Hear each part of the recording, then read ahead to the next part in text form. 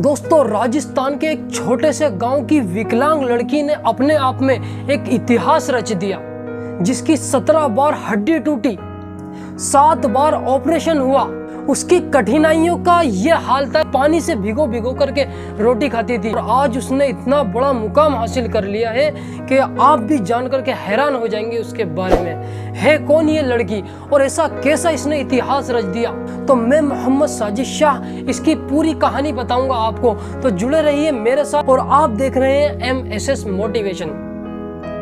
दोस्तों, राजस्थान के एक छोटे से गांव की रहने वाली लड़की, जिसको हड्डियों की बीमारी थी। वो बीमारी ऐसी थी कि चलते चलते गिर जाती तो डायरेक्ट इसकी हड्डी टूटती। ऐसी बीमारी के अंदर ये शिकार थी, ऐसी बीमारी के। और यही नहीं, इसके बहन भाई भी इस बीमारी का शिकार थे।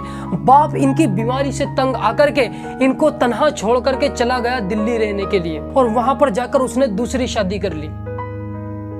इनको बेसहारा छोड़कर इनका बाप चला गया।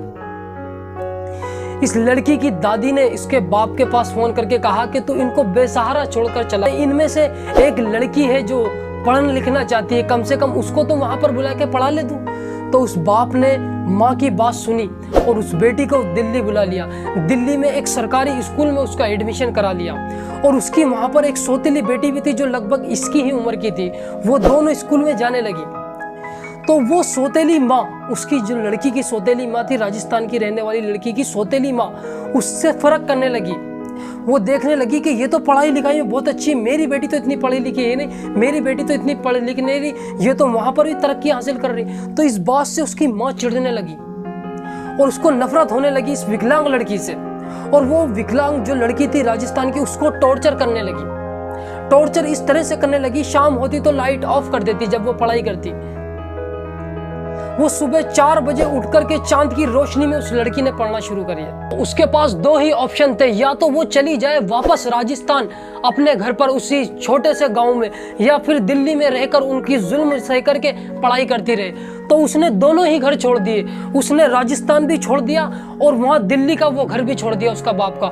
दिल्ली के यमुना विहार स्लम में रहने चली गई और वहां पर रहकर, किराए से रहकर बच्चों को पढ़ाने लगी। अपनी पढ़ाई भी करती रही और बच्चों को पढ़ाती रही। 20 रुपए महीने पे वो बच्चों को पढ़ाती रही। उसने इतनी कठिनाइयों का सामना किया उस विकलांग लड़की ने। जी हाँ दोस्तों, विकलांग लड़की। और लड़की भी ऐसी कि अगर चलती चलती गिर जाए तो डायरेक्ट हड्डी टूट जाए।